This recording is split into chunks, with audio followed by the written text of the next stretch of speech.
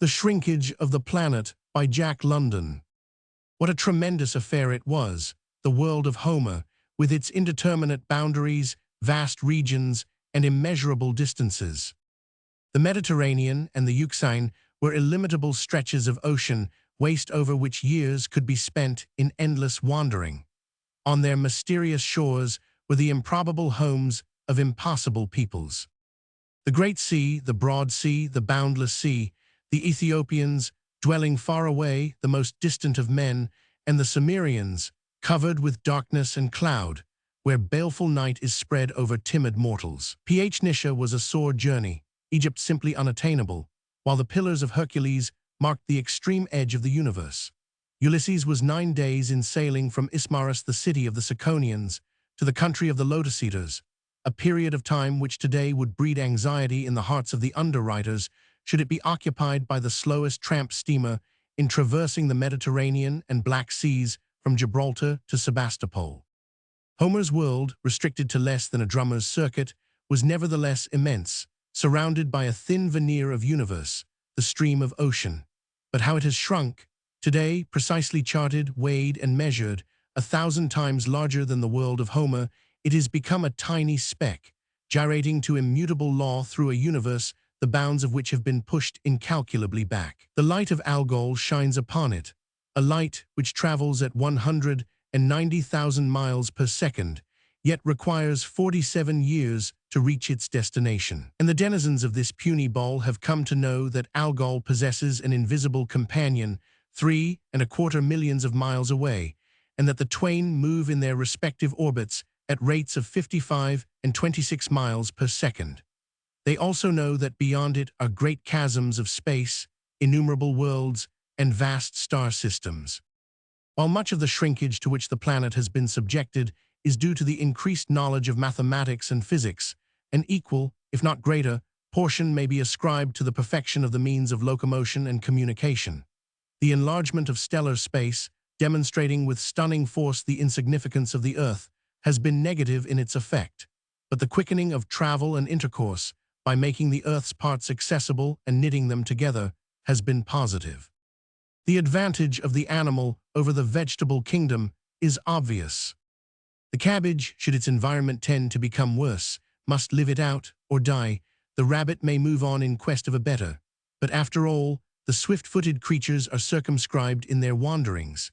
The first large river almost inevitably bars their way, and certainly the first salt sea becomes an impassable obstacle. Better locomotion may be classed as one of the prime aims of the old natural selection, for in that primordial day the race was to the swift as surely as the battle to the strong. But man, already preeminent in the common domain because of other faculties, was not content with the one form of locomotion afforded by his lower limbs. He swam in the sea, and still better, becoming aware of the buoyant virtues of wood, learned to navigate its surface. Likewise, from among the land animals, he chose the more likely to bear him and his burdens. The next step was the domestication of these useful aids. Here, in its organic significance, natural selection ceased to concern itself with locomotion. Man had displayed his impatience at her tedious methods and his own superiority in the hastening of affairs. Thenceforth he must depend upon himself, and faster swimming or faster running men ceased to be bred. The one, half amphibian, breasting the water with muscular arms, could not hope to overtake or escape an enemy who propelled a fire-hollowed tree trunk by means of a wooden paddle. Nor could the other, trusting to his own nimbleness, compete with a foe who careered wildly across the plain on the back of a half-broken stallion. So in that dim day, man took upon himself the task of increasing his dominion over space and time, and right nobly has he acquitted himself. Because of it he became a road builder and a bridge builder. Likewise, he wove clumsy sails of rush and matting. At a very remote period, he must also have recognized that force moves along the line of least resistance, and in virtue thereof, placed upon his craft rude keels, which enabled him to beat to windward in a seaway. As he excelled in these humble arts, just so did he add to his power over his less progressive fellows and lay the foundations for the first glimmering civilizations. Crude, they were beyond conception, sporadic and ephemeral, but each formed a necessary part of the groundwork upon which was to rise the mighty civilization of our latter-day world. Divorced from the general history of man's upward climb, it would seem incredible that so long a time should elapse between the moment of his first improvements over nature in the matter of locomotion and that of the radical changes he was ultimately to compass. The principles which were his before history were his, neither more nor less, even to the present century. He utilized improved applications, but the principles of themselves were ever the same, whether in the war chariots of Achilles and Pharaoh, or the mail coach and diligence of the European traveler, the cavalry of the Huns or of Prince Rupert, the triremes and galleys of Greece and Rome, or the East Indiamen and clipper ships of the last century. But when the moment came to alter the methods of travel, the change was so sweeping that it may be safely classed as a revolution. Though the discovery of steam attaches to the honor of the last century, the potency of the new power was not felt till the beginning of this. By 1800, small steamers were being used for coasting purposes in England. 1830 witnessed the opening of the Liverpool and Manchester Railway, while it was not until 1838 that the Atlantic was first crossed by the steamships Great Western and Sirius. In 1869, the East was made next-door neighbor to the West. Over almost the same ground where had toiled the caravans of 1,000 generations, the Suez Canal was dug. Clive, during his first trip, was a year-and-a-half en route from England to India, were he alive today he could journey to Calcutta in 22 days. After reading De Quincey's hyperbolical description of the English mail coach, one cannot down the desire to place that remarkable man on the pilot of the white mail or of the 20th century. But this tremendous change in the means of locomotion meant far more than the mere rapid transit of men from place to place. Until then, though its influence and worth cannot be overestimated, commerce had eked out a precarious and costly existence. The fortuitous played too large a part in the trade of men. The mischances by land and sea, the mistakes and delays, were adverse elements of no mean proportions. But improved locomotion meant improved carrying, and commerce received an impetus as remarkable as it was unexpected. In his fondest fancies, James Watt could not have foreseen even the approximate result of his invention, the Hercules which was to spring from the puny child of his brain and hands. An illuminating spectacle, were it possible, would be afforded by summoning him from among the shades to a place in the engine-room of an ocean greyhound. The humblest trimmer would treat him with the indulgence of a child, while an oiler, a greasy nimbus about his head, and in his hand, as scepter, a long-snouted can, would indeed appear to him a demigod and ruler of forces beyond his ken. It has ever been the world's dictum that empire and commerce go hand in hand. In the past, the one was impossible without the other. Rome gathered to herself the wealth of the Mediterranean nations, and it was only by an unwise distribution of it that she became emasculated and lost both power and trade. With a just system of economics, it is highly probable that for centuries she could have held back the welling tide of the Germanic peoples. When upon her ruins rose the institutions of the conquering Teutons, commerce slipped away, and with it empire. In the present, empire and commerce have become interdependent. Such wonders has the Industrial Revolution wrought in a few swift decades, and so great has been the shrinkage of the planet, that the industrial nations have long since felt the imperative demand for foreign markets. The favored portions of the earth are occupied. From their seats in the temperate zones, the militant commercial nations proceed to the exploitation of the tropics, and for the possession of these they rush to war hot-footed. Like wolves at the end of a gorge, they wrangle over the fragments. There are no more planets, no more fragments, and they are yet hungry. There are no longer Sumerians and Ethiopians in wide-stretching lands awaiting them. On either hand they confront the naked poles, and they recoil from unnavigable space to an intenser struggle among themselves. And all the while the planet shrinks beneath their grasp. Of this struggle one thing may be safely predicated: a commercial power must be a sea power. Upon the control of the sea depends the control of trade. Carthage threatened Rome till she lost her navy, and then for 13 days the smoke of her burning rose to the skies, and the ground was ploughed and sown with salt on the site of her most splendid edifices. The cities of Italy were the world's merchants till new trade routes were discovered, and the dominion of the sea passed on to the west and fell into other hands.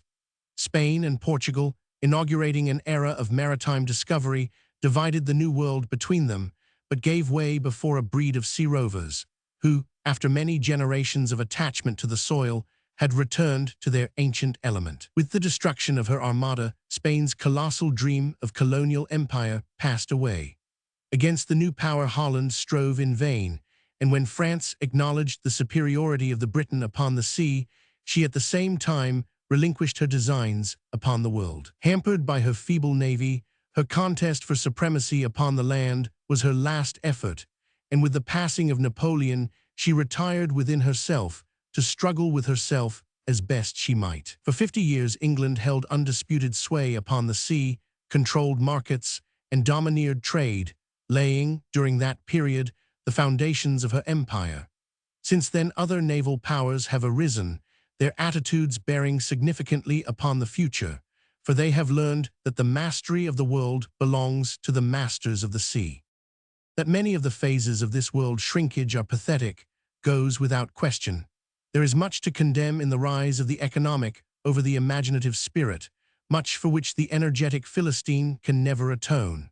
Perhaps the deepest pathos of all may be found in the spectacle of John Ruskin weeping at the profanation of the world by the vandalism of the age. Steam launches violate the sanctity of the Venetian canals, where Xerxes bridged the Hellespont ply the filthy funnels of our modern shipping. Electric cars run in the shadow of the pyramids, and it was only the other day that Lord Kitchener was in a railroad wreck near the site of ancient Luxor. But there is always the other side. If the economic man has defiled temples and despoiled nature, he has also preserved. He has policed the world and parked it, reduced the dangers of life and limb, made the tenure of existence less precarious, and rendered a general relapse of society impossible. There can never again be an intellectual holocaust, such as the burning of the Alexandrian library. Civilizations may wax and wane, but the totality of knowledge cannot decrease. With the possible exception of a few trade secrets, arts and sciences may be discarded, but they can never be lost. And these things must remain true until the end of man's time upon the earth. Up to yesterday, communication for any distance beyond the sound of the human voice or the sight of the human eye was bound up with locomotion. A letter presupposed a carrier. The messenger started with the message, and he could not but avail himself of the prevailing modes of travel. If the voyage to Australia required 4 months, 4 months were required for communication. By no known means could this time be lessened. But with the advent of the telegraph and telephone, communication and locomotion were divorced. In a few hours, at most, there could be performed what by the old way would have required months. In 1837, the needle telegraph was invented, and 9 years later, the Electric Telegraph Company was formed for the purpose of bringing it into general use. Government postal systems also came into being, later to consolidate into an international union, and to group the nations of the earth into a local neighborhood.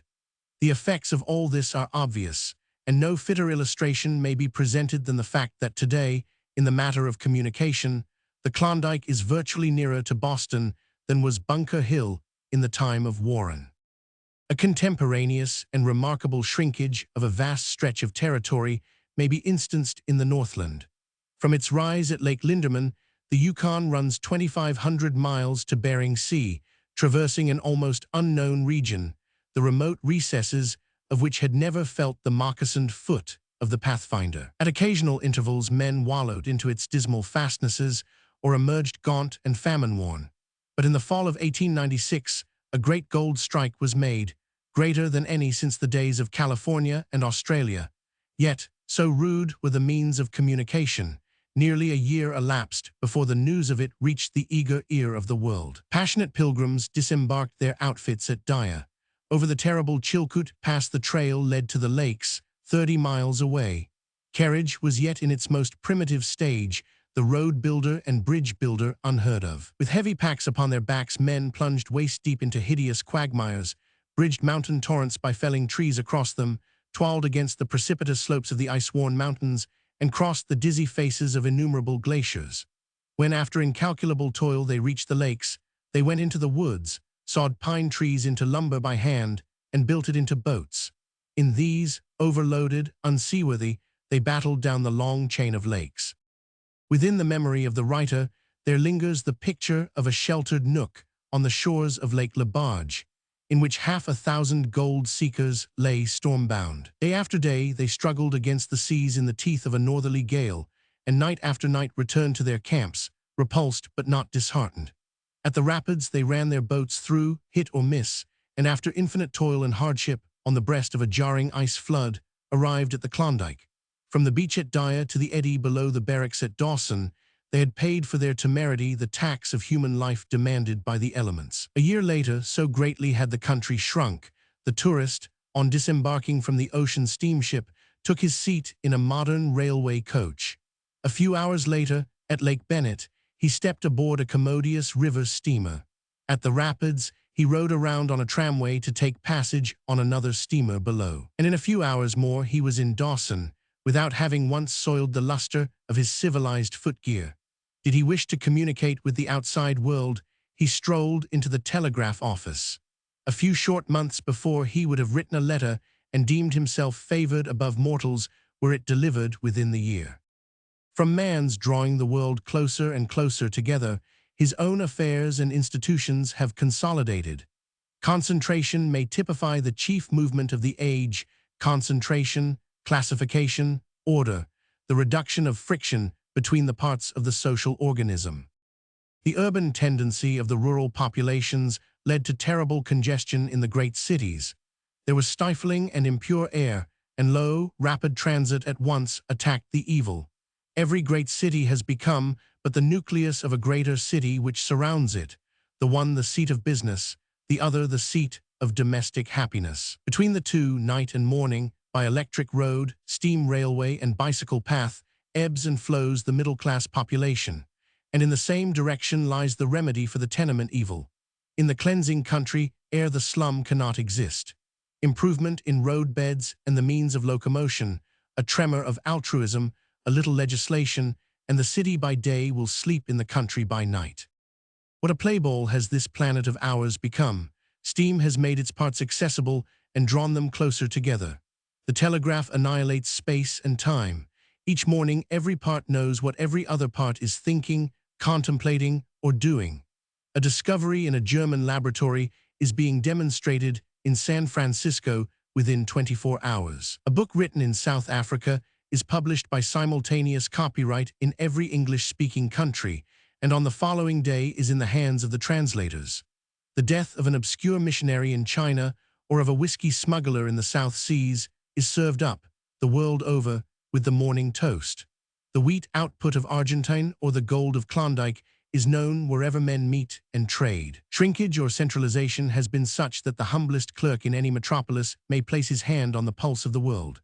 And because of all this, everywhere is growing order and organization. The church, the state, men, women, and children, the criminal and the law, the honest man and the thief, industry and commerce, capital and labor, the trades and the professions, the arts and the sciences, all are organizing for pleasure, profit, policy, or intellectual pursuit. They have come to know the strength of numbers, solidly phalanxed, and driving onward with singleness of purpose. These purposes may be various and many, but one and all, ever discovering new mutual interests and objects, obeying a law which is beyond them. These petty aggregations draw closer together, forming greater aggregations and congeries of aggregations.